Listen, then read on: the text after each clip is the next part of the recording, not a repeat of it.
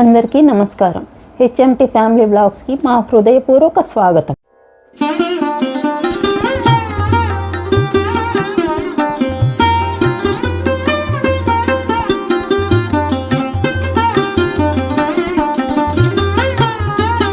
ఈరోజు మన ఆంధ్రప్రదేశ్ రాజధాని అమరావతిలోని వెంకటపాలెంలో వెలసిన శ్రీ తిరుమల తిరుపతి దేవస్థానం ఆధ్వర్యంలోని శ్రీ వెంకటేశ్వర స్వామి వారి ఆలయాన్ని దర్శించబోతున్నాం.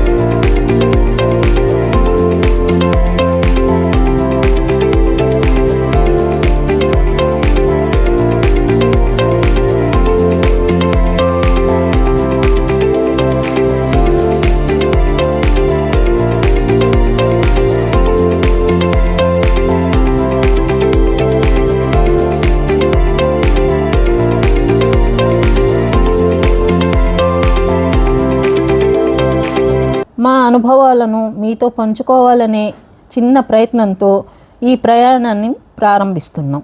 ఈరోజు మన ఆంధ్రప్రదేశ్ రాజధాని అమరావతిలోని వెంకటపాలెంలో వెలసిన శ్రీ తిరుమల తిరుపతి దేవస్థానం ఆధ్వర్యంలోని శ్రీ వెంకటేశ్వర స్వామి వారి ఆలయాన్ని దర్శించబోతున్నాం.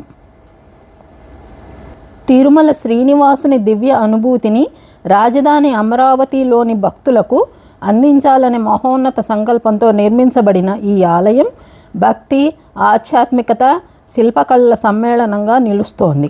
ఈ వీడియోలో ఆలయ విశేషాలు, చరిత్ర, నిర్మాణ శైలి, దర్శన విధానం, అలాగే రాబోయే అభివృద్ధి కార్యక్రమాల గురించి తెలుసుకుందాం. అయితే ఆలస్యం ఎందుకు?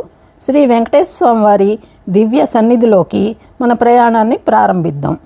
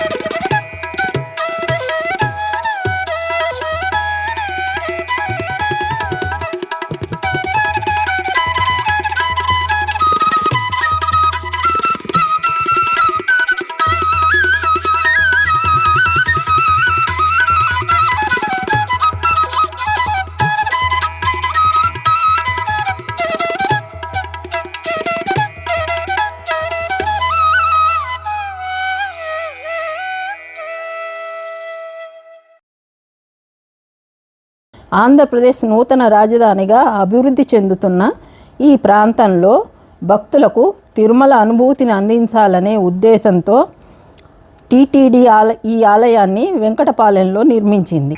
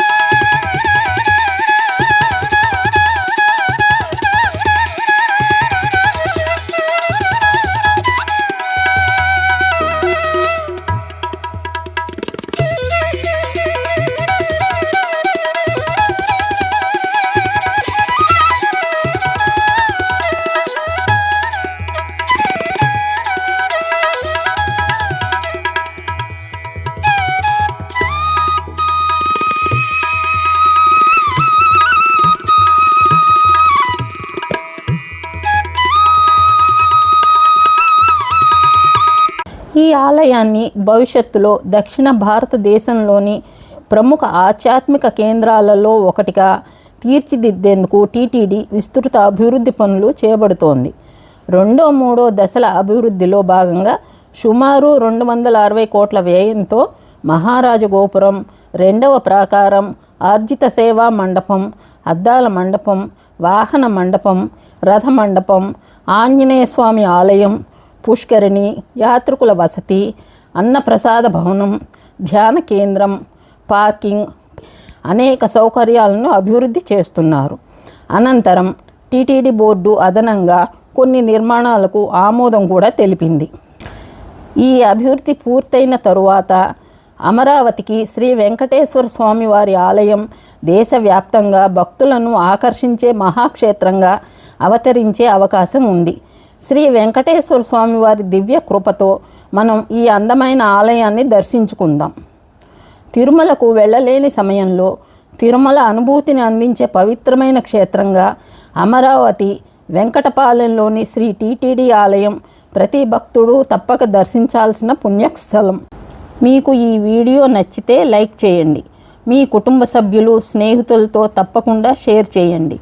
ఇలాంటి మరిన్ని దేవాలయాలు, పుణ్యక్షేత్రాలు, ప్రయాణ విశేషాల కోసం మా ఛానల్ని సబ్స్క్రైబ్ చేసి బెల్ ఐకాన్ని నొక్కడం మర్చిపోవద్దు.